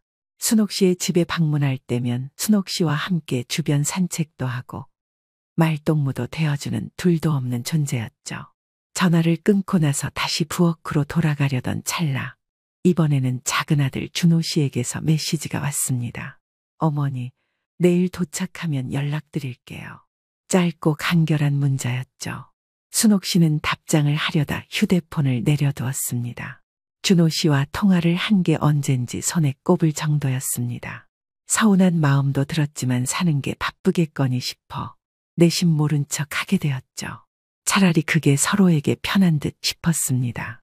음식을 준비하는 내내 순옥 씨는 생각이 많아 보였습니다. 오랜만에 식구들과 함께하는 시간이지만 별 탈 없이 지나가길 바랬습니다. 이제 다 끝났다. 여보, 이리 와서 어깨 좀 주물러줘요. 그러게 내가 살살 하라고 했잖아. 매번 이렇게 하면 애들이 알아줘? 알든 못 알든 그게 중요해요? 잘 먹고 잘 쉬다 가면 그만이지. 요즘 들어서 어깨가 자주 아프네? 아무래도 나이가 들어서 그런 거겠지? 우리도 나이가 들 만큼은 들었지. 고생했어. 순옥 씨는 저녁 즈음이 되어서야 주방에서 나올 수 있었습니다. 잠자리에 누웠음에도 불구하고 이런저런 생각이 많았습니다. 모든 것이 완벽해야 한다는 강박이 생긴 건 언제부터였을까? 예전에는 그저 자식들이 집에 오면 얼굴만 봐도 좋았는데 이제는 며느리의 표정까지 살펴야 하는 현실이 부담스러웠습니다. 더군다나 내가 살고 있는 내 집에서 말이죠. 태식 씨는 그런 순옥 씨를 바라보며 조용히 말했습니다. 그만 자. 너무 신경 쓰지 말고. 알겠어요. 그런데 이번엔 괜찮겠죠? 언제는 괜찮았나? 그 말에 순옥 씨는 씁쓸한 웃음을 지었습니다. 다음 날 아침 순옥 씨는 일찍부터 일어나 집안을 한 번 더 정리했습니다. 환기를 시켰고 작은 먼지를 보아도 신경이 쓰여 걸레질을 하고 손주들이 뛸 마당도 깨끗이 쓸었죠. 혹시 몰라 젊은 사람들이 좋아한다는 방향제도 사두었습니다. 이마에 송글송글 땀이 맺힐 때쯤 가족들이 하나 둘 도착하는 듯 했습니다. 할머니! 활기찬 큰 손주의 소리가 쩌렁쩌렁하게 들렸습니다. 순옥 씨는 버선발로 뛰어나가 큰 아들 내외와 큰 손주를 맞이했습니다. 아이고, 우리 성민이 왔구나. 오는 길이 힘들진 않았어? 순옥 씨는 손주를 품에 안았습니다. 그 따뜻한 체온이 가슴에 닿는 순간 모든 고민과 걱정이 잠시 사라지는 듯했죠. 그러나 그 기쁨도 잠시 작은 며느리가 차에서 내리는 순간 순옥 씨의 가슴이 다시 조여오는 듯했습니다. 어머님, 안녕하세요. 저희 왔어요. 딱딱한 인사, 마치 의무적으로 하는 듯한 표정. 순옥 씨는 그래도 먼 길을 내려온 게 어디냐며 애써 밝은 미소를 지으며 반겼습니다. 그래, 어서 와라. 오는 길이 힘들진 않았니? 운전은 애 아빠가 하니까요. 저야 힘든 건 없죠. 그래, 시장할 텐데 얼른 가서 밥 먹자. 금방 차려줄게. 이제 진짜 시작이었습니다. 솔직히 차별을 하는 건 아니었지만 두 아들의 성격이 달라도 너무 달랐습니다. 큰 아들 민수 씨는 살갑고 다정다감한 성격이라면 둘째 아들 준호 씨는 무뚝뚝하고 이기적인 성격이었죠. 좋게 말하면 실리를 잘 따질 줄 알고 구분하는 성격이었습니다. 하지만 이따금씩 그 성격은 순옥 씨의 마음에 작은 생채기를 내기 일쑤였습니다. 그랬기에 이번 가족 모임은 더더욱 긴장할 수밖에 없었죠. 순옥 씨는 손주들을 품에 안은 채 한참을 머리를 쓰다듬고 손을 잡고 도란도란 이야기를 나누었습니다. 어린아이의 밝은 목소리를 들으니 지금까지 고생했던 피로가 단숨에 풀리는 것 같았죠. 엄마, 저도 있어요. 큰아들 민수 씨가 그런 순옥 씨를 보며 가볍게 웃었습니다. 순옥 씨는 반가운 마음에 아들들의 팔을 가볍게 쳤습니다. 그러자 반응도 제각각이었습니다. 오랜만에 엄마 얼굴 뵈니까 좋네요. 맨날 전화 통화하고 영상으로만 보다가 이렇게 뵈니까 마음이 편하네요. 바빠서 잘 챙겨드리지도 못하는데 죄송해요. 그래. 너도 고생했지. 운전하느라 힘들었겠다. 아이고, 뭐 이 정도쯤이야. 엄마, 저 운전하느라 팔 아파요. 짐 좀 들게요. 하여튼 준호, 너는 엄마한테 왜 이렇게 쌀쌀맞냐? 오랜만에 만나는 건데 좀 살갑게 좀 대해라. 엄마 서운하시겠어. 짧은 대화를 마친 후 순옥 씨는 자연스레 작은 손주를 찾았습니다. 아이는 엄마 손을 꼭 잡고 서 있었죠. 순옥 씨는 반가운 마음에 작은 손주를 향해 두 팔을 벌렸습니다. 우리 준우 얼마나 컸는지 할머니가 안아보자. 이리 와봐. 엄마, 나 할머니 무서워. 그러나 순옥 씨의 기대와는 달리 작은 손주는 순옥 씨를 경계하는 듯했습니다. 당황한 순옥 씨는 어쩔 줄을 몰랐습니다. 아직 낯을 가려서 그래요. 어머님. 아이고, 그래도 우리 준우가 할머니랑 친해지면 좋을 텐데. 하루 이틀 보는 것도 아니고 왜 이렇게 낯설어 해? 아이가 그럴 수도 있죠 뭐. 준우야, 할머니잖아. 순옥 씨는 무심한 듯 툭 내뱉는 서영 씨의 말에 서운한 마음을 애써 감추며 웃었습니다. 그리고는 거실에 큰 상을 펼치고 가족들과 함께 식사 준비를 했습니다. 어머니, 뭘 이렇게 많이 하셨어요? 제가 게장 좋아하는 건 또 어떻게 아시고요? 이것저것 하는 김에 좋아하는 음식들로 차려주면 좋잖아. 큰애 너는 가리는 음식이 없어서 내가 편해. 애들도 있고 하니까 음식간을 좀 삼삼하게 했어. 입맛에 맞을지 모르겠다. 어머님 음식 솜씨는 끝내주잖아요. 며느리들과 거실을 오가며 상을 준비하다가 서영 씨의 말에 잠시 멈칫한 순옥 씨. 어머니, 죄송한데 혹시 오늘 청소하셨어요? 그럼 너희들이 온다기에 일부러 더 신경 써서 했다. 왜 그러니? 아니, 여기에 먼지가 좀 있어서 혹시나 했죠. 갈비찜 내가면 되는 거죠? 서영 씨는 별 뜻 없이 하는 말이었지만 그 한마디에도 순옥 씨는 순간 가슴이 철렁하고 말았습니다. 잘못을 한 것도 아닌데도 말이죠. 그래서 순옥 씨는 한마디를 덧붙이기로 했습니다. 둘째야, 아침에 창문 열어서 환기도 시키고 걸레질도 몇 번이나 했는데 그래도 부족한가 보구나. 나름 한다고 했어. 인터넷에 검색해서 요즘 사람들이 좋아한다는 방향제도 사놨어. 다음엔 조금 더 신경 쓸게. 아니에요. 준우가 알러지성 비염도 있고 해서요. 제가 좀 예민했어요. 분위기가 이상해지는 듯 하자 정미 씨가 얼른 말을 끊어냈습니다. 지난번에 준우가 비염으로 고생했잖아요, 어머니. 저도 그렇고 애들이 있으니까 아무래도 신경이 쓰이죠. 다음엔 제가 미리 내려와서 좀 도와드릴게요. 그 말에 순옥 씨와 서영 씨는 애매한 미소를 지었습니다. 서영 씨의 말이 기분 나쁜 것은 아니었지만 마음은 한쪽으로 무거워졌습니다. 왠지 모르게 아무리 노력해도 서영 씨에게는 늘 부족해 보이는 것만 같았기 때문입니다. 음식이 한 상 가득 차려지고 가족들이 모두 식탁에 둘러앉았습니다. 작은 손주 준우는 두리번거리다가 갈비찜을 보며 눈을 반짝이기 시작했죠. 준우야, 맛있어 보이지? 할머니가 손수해 주신 거야. 큰엄마가 살 발라줄 테니까 한번 먹어봐. 어머, 형님. 우리 준우 그거 먹으면 안 돼요. 정미 씨가 작은 손주에게 고기 살점을 발라주려 하자 서영 씨가 황급히 막아섰습니다. 갑작스러운 말에 정미 씨와 순옥 씨는 멈칫하고 말았죠. 어? 왜 그러니? 이번에 갈비찜 참 맛있게 만들었거든. 지난번에 병원에서 검사를 했는데 알레르기가 생길 수도 있다고 하더라고요. 그래? 무슨 알레르기인데 갈비찜도 못 먹어? 어쨌든 미안하구나. 내가 잘 몰랐네. 괜찮아요. 다른 거 먹으면 되죠. 동서, 난 그런 줄 몰랐어. 나도 주의할게. 서영 씨의 말투는 차분했지만 순옥 씨는 속으로 깊은 한숨을 쉬었습니다. 원래 식구들이 해산물을 좋아하다 보니 해물찜, 생선구이, 어죽 등 다양한 요리를 했는데 어린아이들이 먹을 만한 메뉴는 아닌 것 같아 따로 갈비찜과 반찬을 몇 가지 만들어 두었습니다. 모든 게 다 가족들을 그리고 손주들을 위해 준비한 음식이었는데 아무런 의미가 없어져 버린 듯한 느낌이었습니다. 그리고 그 순간 정미 씨가 순옥 씨의 마음을 대변이라도 하듯 나지막이 말했습니다. 하지만 서영 씨는 아무런 대꾸 없이 식사를 계속할 뿐이었습니다.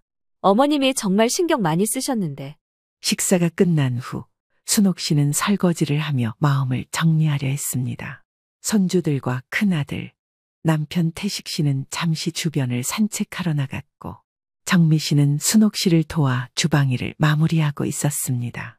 그런데 거실에서 준호 씨 내외의 목소리가 들려왔습니다. 서영아, 너무 신경 쓰지 말고 좀 편하게 있어. 편하게 있다가 우리 준우가 감기라도 걸리면 어떡해? 아까 먼지 많은 거 못 봤어? 그게 딱 비염 심해지기 좋은 환경이야. 우리 집처럼 청정기가 있는 것도 아니고 말이야. 애들도 좀 마음 편히 놀아야지. 그게 좋은 거 아니겠어? 너무 날 서 있는 모습 보기 안 좋아. 그러다 한 소리 들으려면 어쩌려고 그래. 불편한 걸 어떻게 참으라는 거야? 꼭 이렇게 다 모여야 해? 내가 오기 싫다고 했잖아. 순옥 씨는 조용히 물을 틀며 그 대화를 듣고 있었습니다. 애써 준비한 모든 것이 하나하나 부정당하는 것 같은 느낌이었죠.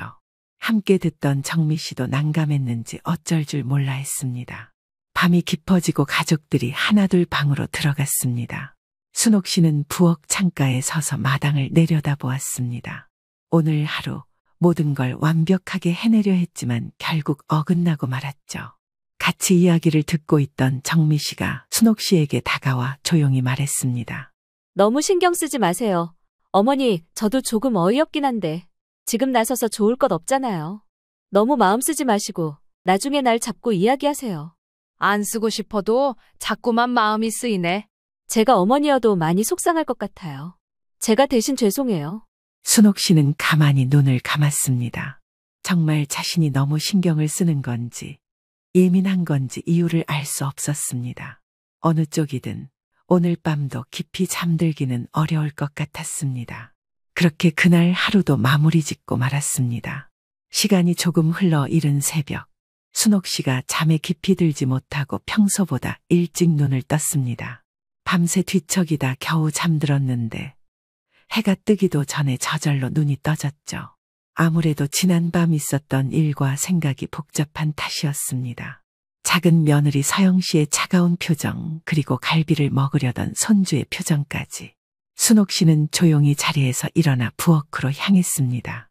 가족들이 아직 잠들어 있는 집안은 정막이 흐르고 있었습니다. 물을 한 컵 따라 마시며 부엌 창밖을 바라보았습니다. 아침 안개가 자욱하게 깔려 있었습니다.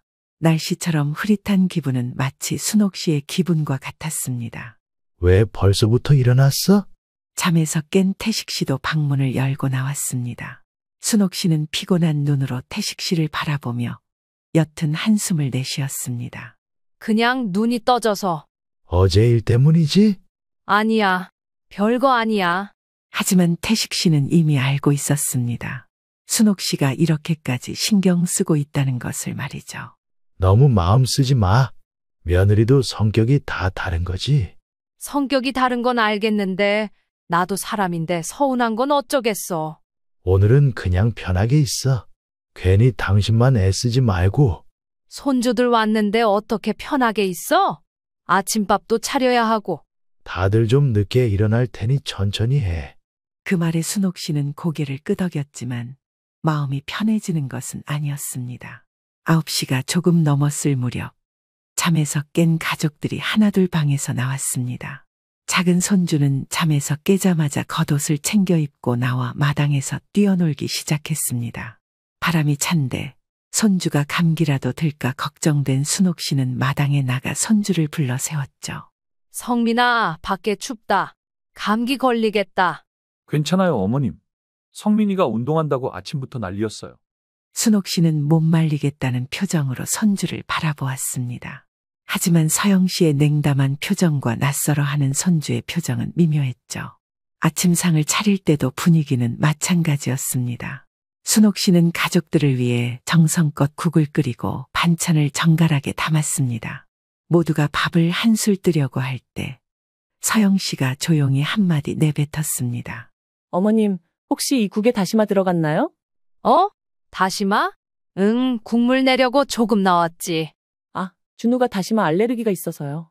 그 순간 순옥 씨의 손이 멈췄습니다. 당황하기도 했지만 작년에 크게 트러블이 났었던 일이 생각났습니다. 조심한다고 했는데 또 다시 이런 실수를 저지르다니 당황스럽지 않을 수 없었습니다.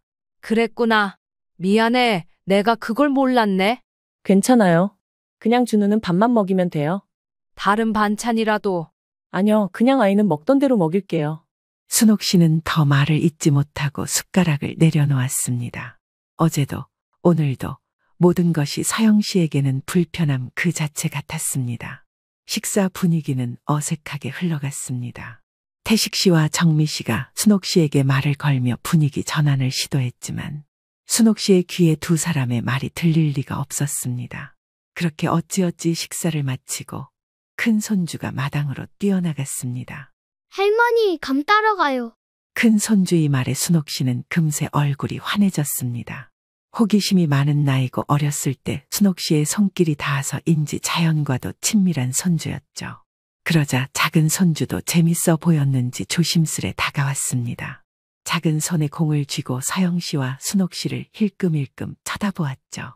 아마도 서영 씨의 허락을 받는 듯 했습니다. 순옥 씨는 아랑곳하지 않고 뭐 어떠냐 하는 심정으로 작은 손주에게 감을 하나 내밀었습니다. 우리 준우도 감 좋아하니? 이 감나무는 준우 아빠가 준우만 할 때 할아버지가 심어 놓으신 거야. 벌써 이렇게 자라서 감도 열리고 하는 거란다.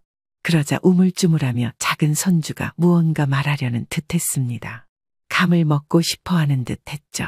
자, 할머니가 직접 딴 감이야. 하나 먹어볼래? 할머니가 금방 깎아줄게. 감나무 옆에 소쿠리와 함께 두었던 과도를 집어드는 순간 서영 씨가 다가왔습니다. 어머, 준우야. 너 감 먹으면 안 돼. 서영 씨의 날카로운 목소리에 작은 손주는 손에 들고 있던 장난감과 감을 떨어뜨렸습니다. 순옥 씨도 그 소리에 깜짝 놀라긴 마찬가지였죠. 얘 갑자기 그렇게 소리를 지르면 어떡하니? 애 놀랐잖냐? 어머니, 준우 감 먹으면 안 돼서 그래요. 진짜 주시는 줄 알고 깜짝 놀란 건 저라고요. 왜? 감도 먹으면 안 되는 거니? 네, 혹시 모르잖아요. 좀 딱딱하면 아이가 목에 걸릴 수도 있어서요. 순옥 씨는 그 말에 잠시 말을 잃었습니다. 몇 초간의 정적이 흘렀고 서영 씨는 작은 손주의 손을 잡고 집 안으로 들어갔습니다. 딱딱하다면 얼마나 딱딱하다고 저러는지 도무지 이해가 가질 않았습니다. 서영 씨의 주장에 의하면 작은 손주는 사과나 무 같은 단단한 편에 속하는 종류는 아예 입에도 못 대는 게 맞았습니다. 허탈하고도 어이없는 감정을 추스르고 감을 마저 딴 뒤 집안으로 들어섰습니다. 식구들이 저녁을 먹은 뒤 밖에서 따온 감을 나누어 먹고 일찌감치 잠이 들었습니다.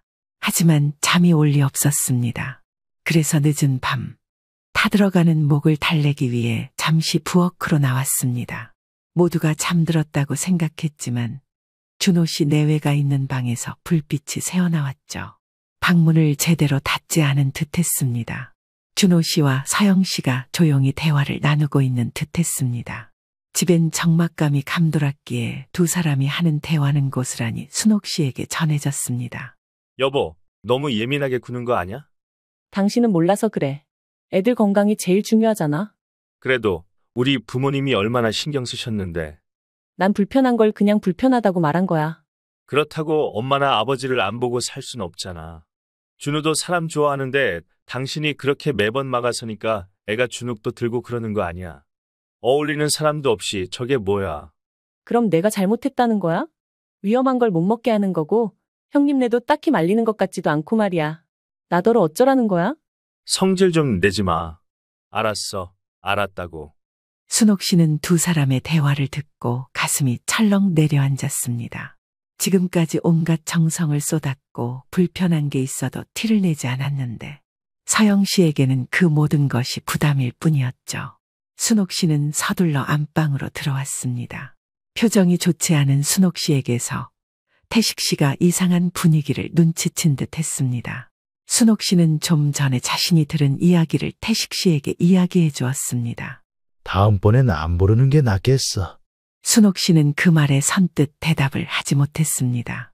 이대로 자식들과 거리를 두고 사는 게 맞는 것인지 판단이 서질 않았습니다. 그러나 다른 한편으로는 이미 서영 씨가 자신들에게 거리를 두고 싶어 하는 것 같았죠. 태식 씨가 다시 말을 걸어왔습니다. 잠 안 와? 당신은 안 속상해? 속상해봤자 뭐가 달라지나? 그래도 나름 신경 쓴다고 다 준비했는데 매번 이렇게 되니까. 그냥 그런 사람이려니 해. 그런 사람? 둘째가 원래 그렇게 사는 사람이라는 거지. 아무리 잘해줘도 그의 눈엔 우리가 늘 부족할 거야. 그러니 당신 혼자 마음 쓰지 말고 그런 사람이겠거니 하라고. 태식 씨가 틀린 말을 하는 것은 아니었지만 순옥 씨는 기분이 나빴습니다. 하지만 그렇다고 해서 당장 순옥 씨가 어떻게 할 수 있는 방법도 없었죠. 그냥 마음 비워. 안 그러면 당신만 힘들어. 다음 날 아침이 되었습니다. 순옥 씨는 기운을 내보려 일찌감치 일어나 맑은 공기를 마시며 기지개를 폈습니다. 간단히 마당을 쓸고 아침밥을 준비하기 위해 주방으로 들어섰는데 정미 씨가 왔습니다. 피곤할 텐데 조금 쉬지 그래. 밥이야 내가 하면 되는 건데. 여기 오면서 제대로 도와드린 게 없어서요. 맨날 쉬게 해주시고 면목이 없어요. 오는 길 고단했으니까 이럴 때 쉬어야지. 집에 가면 애들이랑 아범 뒷바라지 하느라 바쁠 거 아니냐. 그래도 어머님 도와드릴게요. 오늘 아침엔 뭐 하실 거예요? 늘 살가운 성격인 정미 씨는 순옥 씨에게 많은 관심을 가져주었습니다. 사는 곳이 멀어서 자주 보지는 못하지만 일주일에 서너 번씩은 전화 통화를 하며 근황을 묻기도 하고 별것 아닌 내용으로 수다를 떨기도 했습니다. 그런 정미 씨의 모습에 무겁던 순옥 씨의 마음이 조금은 풀리는 듯 했죠. 음식을 대충 마무리하자 방 안에서 쉬고 있던 서영 씨가 주방으로 다가왔습니다. 어머님, 오늘 아침은 뭘 준비하셨어요? 어제 고기국 끓여놨고 나물도 해놨다. 애들 먹기 좋게 부드러운 달걀찜도 준비했고. 아, 준우는 고기국 안 먹는데. 어? 어제는 먹였잖아. 네, 근데 국이 좀 기름져서 준우가 배탈 날 수도 있어서요. 동서, 그러지 말고 조금이라도 먹여보는 게 어때? 준우가 많이 먹는 것도 아니고 아침은 좀 든든하게 먹어야지. 안 먹겠다고 하면 어쩔 수 없지만 먹고 싶어 할 수도 있잖아. 괜찮아요. 그냥 간단하게 빵이랑 과일만 먹일게요. 정미 씨의 권유에도 불구하고 무언가 못마땅하다는 표정을 지은 서영 씨가 날이 선말투로 대답하고는 뒤돌아섰습니다. 그 모습에 순옥 씨는 다시 한번 무너지는 기분이 들었죠. 정미 씨는 서영 씨를 불러 세웠습니다. 동서, 내가 보다가 못 참겠어서 하는 말인데. 좀 너무한 거 아니야? 제가 뭐가요? 준우가 먹든 안 먹든 어머니가 새벽부터 준비하셨는데 적어도 감사하다는 말은 해야 하는 거 아니야? 누가 억지로 먹으라고 한 적도 없지만 너무 감싸고 도는 거 아니냐고. 형님이 좀 예민하신 것 같네요. 저희 챙겨주시는 정성 저희도 알아요. 근데 그렇다고 준우가 싫어하는 음식을 억지로 먹일 수는 없잖아요? 그러다 진짜 탈이라도 나면 형님이 책임지실 거예요? 애엄마는 저예요. 제가 괜히 그러는 것도 아니고요. 그 말에 정미 씨는 입을 꾹 다물었습니다. 아마 어이가 없었을 겁니다. 순옥 씨는 그 순간 다시 한번 깨달음을 얻었습니다. 자신이 아무리 노력해도 서영 씨는 항상 불편함을 느끼고 있다는 것을 말입니다. 점심을 먹고 난 뒤 준호 씨가 말을 걸어왔습니다. 엄마, 저희는 저녁에 먼저 올라가 볼게요. 순옥 씨는 순간 귀를 의심했습니다. 내일 점심을 먹고 간다고 알고 있는데 갑자기 일정을 변경한 이유가 궁금해졌습니다. 하지만 말하지 않아도 알 것 같았습니다. 그렇지만 내색하지 않고 아쉬운 티를 조금 내보기로 했습니다. 아니 벌써? 내일 점심 먹고 간다며. 서영이가 피곤해하고 준우도 힘들어하는 것 같았어요. 그리고 저도 회사에서 연락 왔어요. 뭐 하나 잘못된 게 있는데 내일 급히 출근해야 할 수도 있을 것 같았어요. 순옥 씨는 그 말에 서영 씨를 바라보았습니다. 서영 씨는 피곤한 듯 미간을 잔뜩 찌푸리고 있었죠. 그래도 좀 더 있다 가지. 어머님, 시골은 저희한테 좀 힘들어서요. 준우가 감기라도 걸릴까봐 걱정되고요. 아무래도 집에 가서 챙겨주는 게 나을 것 같아요. 계속 음식도 잘못 먹을 뻔하고 제가 불안해서 안 되겠어요. 그 순간 순옥 씨는 손에 힘이 빠지고 말았습니다. 그러자 듣고 있던 정미 씨가 한마디 했습니다. 동서, 어머님께서 우리 보겠다고 얼마나 준비하셨는데. 너무 빨리 가는 거 아니야? 그건 어머님 뜻이지만 저희는 저희 사정이 있잖아요. 여기서 벌써 몇 번째예요. 애 음식 잘못 먹을 뻔하고 병원도 차 타고 한참이나 나가야 하는데 만약의 경우를 대비해야죠. 말이 좀 심하네. 어머니가 일부러 못 먹는 음식을 준 것도 아니고 말이야. 동서가 너무 예민하게 생각하는 거 아니야? 그렇게 하나하나 다 따지면 애는 뭐 먹고 살아? 엊그제 보니까 갈비도 먹고 싶어 하는데 알레르기가 있는 것도 아닌데 못 먹게 하는 것도 그렇고 감이 딱딱하다고 못 먹게 했던 것도 난 이해가 안 갔어. 큰애야 그만해라. 큰 소리 나서 좋을 것 없다. 너희들은 피곤하면 먼저 가든지 해. 먼 길 오느라 고생 많았다. 제대로 쉬었는지는 모르겠네. 결국 그날 저녁이 되기 전 준호 씨 가족은 먼저 떠났습니다. 민수 씨 가족과 태식 씨와 함께 했지만 마음의 공허함은 어떻게 할 방법이 없었습니다. 그저 한숨을 내쉬며 거실 소파에 조용히 앉아 있을 뿐이었습니다. 그때 태식 씨가 다가왔습니다. 이제 알겠지? 뭘? 그 애들은 우리한테 마음이 없어. 아무리 우리가 노력해도 말이야. 그래서? 그래서는 뭘 그래서야. 내가 말했잖아. 그냥 그러려니 해야 한다고. 당신이 마음의 상처를 안 받으려면 원래 그런 사람이구나 생각하라고 했잖아. 예전이야 내 배 아파 낳은 자식이니 마음대로 쥐락펴락 할 수 있었겠지만 요즘 애들은 그런 스타일이 아니야. 그럼 내가 어떻게 하면 좋을까? 그냥 냅둬야지. 당신이 뭘 어쩔 수 있는 게 아니잖아. 순옥 씨는 잠자리에 들지 못하고 창밖을 바라보았습니다. 저녁에 준호 씨네 가족이 떠나고 난 뒤 한참을 아무 말 없이 앉아만 있었죠. 정성껏 준비한 음식도 깨끗이 정리한 방도 모두가 함께하길 바랐던 시간도 아무 의미가 없는 듯 했습니다. 저희한테는 좀 힘들어서요. 서영 씨의 말이 순옥 씨의 귓가에 맴돌기 시작했습니다. 힘들다는 말이 과연 이 시골 때문일까? 아니면 그녀와 남편이 불편한 걸까? 순옥 씨는 괜히 손을 꽉 쥐며 만지작거리기 시작했습니다. 그리고 아침 7시가 조금 넘은 시간 부엌 창문 너머로 보이는 희미한 새벽빛이 아른거렸죠. 아들들이 오면 맛있는 걸 해줘야 한다고, 손주들이 배부르게 먹어야 한다고, 조금이라도 불편함이 없도록 해야 한다고. 그런데 이런 노력이 다 무슨 의미일까 싶었습니다. 또 혼자 앉아있네. 뒷산 약수터에 다녀온 태식 씨가 부엌으로 들어왔습니다. 애들 갔다고 서운해서 그러는 거야? 서운한 건 말도 못하지. 이렇게 빨리 가는 게 말이 돼? 갈 사람은 가겠지. 그래도 그렇지.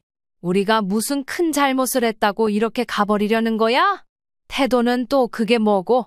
내가 어디까지 참아줘야 하는 건지 이해가 가질 않아. 좋게 좋게 생각하려 해도 매번 딴지를 걸어대니 예뻐 보일 수 있나? 걔들은 그런 거 신경 안 써. 내가 말했잖아. 뭘?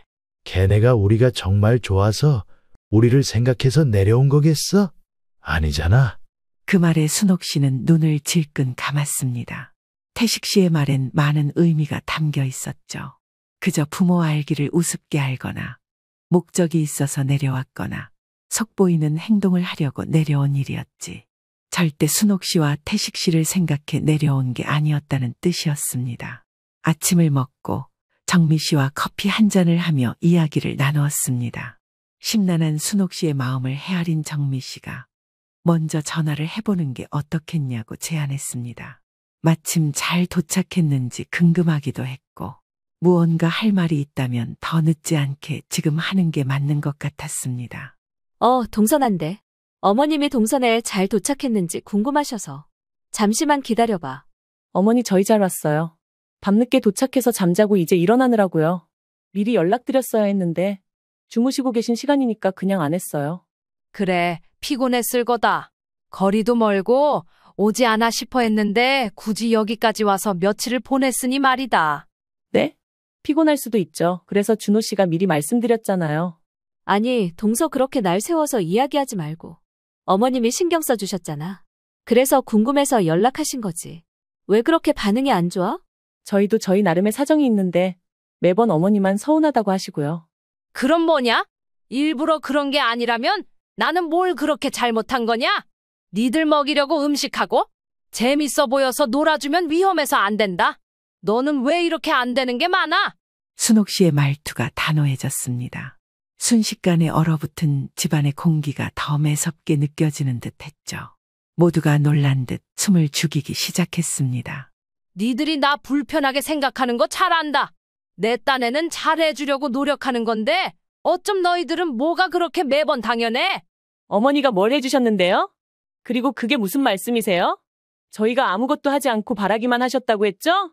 짚으셔도 한참 잘못 짚으셨어요. 아무리 그래도 다른 사람도 아니고 내가 니들 낳아준 부모인데 말이야. 어쩜 나를 그렇게 개무시를 할 수 있는 거야? 어머니, 도대체 그게. 너희가 우리를 찾지 않듯 우리도 이제 너희를 찾지 않겠다. 어머님, 너무 감정적으로 반응하시는 거 아니에요? 그 말을 들은 순옥 씨는 오히려 담담하게 웃었습니다. 그러고선 할 말을 모두 다 해버렸죠. 그래, 감정적으로 굴겠다. 나는 내가 그렇게 불편해했던 이 집에서 평생을 살았고, 네가 그렇게 예민하게 구는 것들을 하나하나 신경 써가면서 살았다. 그런데 넌 단 며칠도 못 참고 돌아가겠다 했지. 물론 너희들이 피곤한 건 알아. 그런데 적어도 가족 같은 사이가 되어야 하질 않겠니? 지금 이게 가족 꼬락선이라고 할 수 있어? 서영 씨는 결국 더 이상 말을 하지 못했습니다. 옆에 준호 씨가 있는 것 같았지만 그마저도 어쩔 줄 몰랐습니다. 서운하다고 하는 서영 씨와 준호 씨에게 미소를 지으며 화답했습니다. 너도 나한테 많이 서운했겠지? 그런데 어쩌겠냐? 너희들이 한 선택인 것을. 정말 너무하시네요. 그렇게 전화를 끊고 순옥 씨는 잠시 마당에 서 있었습니다. 서영 씨네 가족들이 떠난 뒤 고요한 공기가 집안을 감쌌고 순옥 씨의 마음이 무거웠거든요. 먼저 떠났다고 하지만 그래도 안부 인사 정도는 해줄지 알았습니다. 하지만 그마저도 싫다고 하니 별 수 없겠다 생각한 순옥 씨였습니다. 점심 식사를 마친 뒤 민수 씨네 가족들도 서울로 돌아갔습니다. 집을 대강 치우고 나서 태식 씨와 거실에 앉아 사과 하나는 깎아 먹으며 말했습니다. 이제 끝났네. 응, 끝났어. 그래서 말인데 우리도 이제 슬슬 정리해야 되는 거 아닌가 싶어. 뭘 말이야? 뭐긴 재산 정리지. 아직 나이가 한창이지만 그래도 혹시 모를 상황에 대비해서 준비는 해놓자고. 이제 그 누구한테도 흔들리지 말아야지. 어차피 정리할 생각이었잖아. 이제 농사도 안 짓고 하니까 땅이고 뭐고 다 팔아버린다며. 그렇지. 지난주에 성남에 내놓았던 오피스텔은 팔렸고 하나씩 정리해야지. 그래요. 미련 없이 다 정리해보자고. 그날 저녁 순옥 씨 부부는 오래된 서랍장에서 서류를 꺼냈습니다. 일전에 미리 작성해두었던 유언장을 비롯한 중요 문서들이었습니다. 팔아 치워버릴 집과 땅 그리고 예금 자산을 어떻게 나눌지 고민을 하게 되었죠. 정말 이렇게까지 해야겠어? 이제는 해야 할 때야. 태식 씨는 조심히 한숨을 내쉬었습니다. 어쩐지 마음이 한쪽으로 쏠린 게 아닌가 싶은 걱정되는 마음 때문에 그랬죠. 준호도 우리 아들이야. 아들이라고 다 같은 아들이 아니야. 당신 애들이 나한테 하는 거 못 봤어요? 남인데도 불구하고 자식보다 더 살갑게 하는 사람이 있는 반면 이것저것 사사건건 트집 잡아서 사람 피말리게 하는 사람이 있는 거요. 나더러 더 어떻게 하라는 건지 모르겠어요. 그러니 차별이라고 느끼더라도 우리를 부모라고 생각하는 사람한테 재산을 물려주는 게 맞잖아요. 난 그렇게 생각해요. 태식 씨는 다시 한번 깊은 한숨을 내쉬었지만 결국 순옥 씨의 말에 동의했습니다. 사실 그동안 준호 씨 내외는 늘 바라기만 했던 게 사실이었습니다. 결혼 초반에야 결혼하면서 큰 돈을 썼기에 눈치껏 생활비에 보탰으라며 크고 작은 용돈을 쥐어주기도 했고 신혼사는 재미라도 느끼라고 기념일마다 이벤트를 해주긴 했는데 어느새 그것들이 당연하게 여겨지고 있었죠. 시골집에 내려오면 순옥 씨가 자식들을 위해 쉬게 내버려 두었기에 딱히 일을 하는 것도 아니었습니다. 손주들을 위해 장난감도 사다 놓고 뛰어놀 수 있게 마당 정리도 해두었고 그런 배려마저도 당연하게 느끼던 사람들이었습니다. 아무튼 내 생각은 이래요. 당신이 반대한다면 할 수 없지만 나중에 가서 후회하지 말고 지금 내 말대로 해요. 그래, 그게 맞는 것 같다. 순옥 씨 부부는 함께 재산 정리를 시작했습니다. 그리고 모든 재산을 정리하고 약간의 노후 자금을 남겨둔 채 남아있는 돈 모두를 큰아들 민수 씨에게 주기로 했습니다. 그리고 이 사실을 알자 준호 씨가 득달같이 전화에 따지기 시작했습니다. 재산 정리를 마친 후 순옥 씨는 두 아들에게 직접 소식을 전하고자 했습니다. 그때 휴대폰이 울렸고 발신자는 준호 씨였습니다. 엄마? 그래, 준호야. 갑자기 웬 전화세요? 이제 우리 재산 정리를 다 끝냈다. 그거 알려주려고 했어. 네? 갑자기요? 아직 두 분 정정하신데 무슨 재산 정리를 벌써 하세요? 이미 다 마무리 지었다. 그리고 모든 걸 민수한테 주기로 했다. 너한테는 아무것도 남기지 않을 거야. 한순간 정적이 흘렀다. 엄마, 그게 무슨 말씀이세요? 그동안 내가 한 행동을 돌이켜봐라. 네가 부모를 어떻게 대해왔는지, 서영이가 우리한테 어떻게 했는지, 그러고도 우리가 너한테 남길 게 있다고 생각하니? 그러자 준호 씨의 목소리가 크게 흔들리기 시작했습니다. 어머니, 그건 그냥 저희가 바빠서 그런 거잖아요. 그래, 바빴겠지. 하지만 민수도 바빴어. 그런데 그 애는 우리를 챙겼다. 바쁘다고 다 같은 바쁨이 아니더라. 그래도 이건 너무하잖아요. 너무한 건 너희들이야. 정말 너무하시네요. 저는 자식 아니에요? 말 한 번 잘했네. 너희는 우리를 부모라고 여긴 적이나 있니? 이런 말까지는 안 하려고 했는데 그동안 서로 불편해서 어떻게 참았어? 너희 둘이 방에서 하는 이야기 다 들었어. 비단 그 일만 가지고 이야기하는 게 아니라 그동안 너희들이 우리를 대했던 행동이나 그런 것들이 전부 옳았던 일이라고 생각해? 적어도 나랑 네 아버지는 그렇게 생각이 안 드는구나. 아무튼 할 말 없으니 이만 끊으마. 전화를 끊고 거실 창문을 열자 차가운 밤바람이 얼굴을 스쳤습니다. 하지만 이상하게도 마음은 더 이상 싸늘하지 않았죠. 그동안 참아왔던 서운함, 무시당했던 기억들이 모두 사라지고 오히려 홀가분한 느낌까지 들었습니다. 이제부터는 나를 위해 살아야겠어. 태식 씨는 옆에서 조용히 고개를 끄덕였습니다. 순옥 씨는 미소를 지으며 차분히 거실로 돌아갔습니다. 그리고 다음 날, 이번에는 서영 씨에게 전화가 걸려왔습니다. 어머님, 저 서영이에요. 그래, 무슨 일이니? 어머님, 저희한테 너무하신 거 아니에요? 처음부터 따지듯 말하는 서영 씨의 태도에 순옥 씨는 피식 웃음이 나왔습니다. 뭐가 너무해? 어머님도 아시잖아요. 민수 형님 내야 경제적으로 여유 있죠.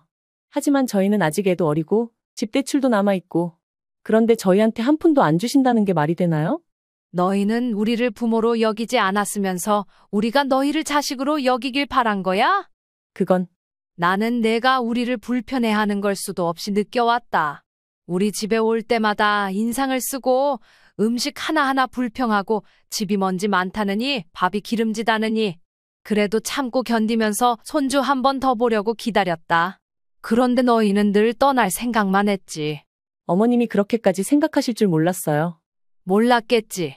너는 원래 우리 마음 같은 건 관심도 없었으니까. 어머님, 그래도 그동안 저희가 모른 척한 건 아니잖아요. 아니, 모른 척했어. 순옥 씨의 단호한 말에 서영 씨는 다시 말이 없어졌습니다. 내가 경고하는데 더 이상 우리 재산에 대해선 생각하지 마라. 우리도 이제는 남은 삶을 편하게 살고 싶으니까 앞으로는 전화하는 일도 없었으면 하네. 순옥 씨는 그대로 전화를 끊었습니다. 그날 저녁, 순옥 씨는 민수 씨 부부를 집으로 불렀습니다. 서류 정리를 끝낸 봉투를 하나 건네며 도장을 찍으라고 했습니다. 그러다 화들짝 놀라는 민수 씨. 이제 우리 집과 재산을 모두 너희에게 물려주기로 했다. 어머님, 그게 무슨 말씀이세요? 저희는 그런 걸 바라고 있던 게 아닌데요. 어머니, 정말 괜찮으세요? 이렇게까지 하시면 나중에 후회하시는 건 아닐지. 순옥 씨는 웃으며 고개를 저었습니다. 아니, 후회 안 해. 너희가 우리를 정말 가족으로 여겨줬잖아. 우리가 힘들 때마다 도와주고 명절에도 먼저 내려오려고 하고 작은 것 하나에도 신경 써줬지.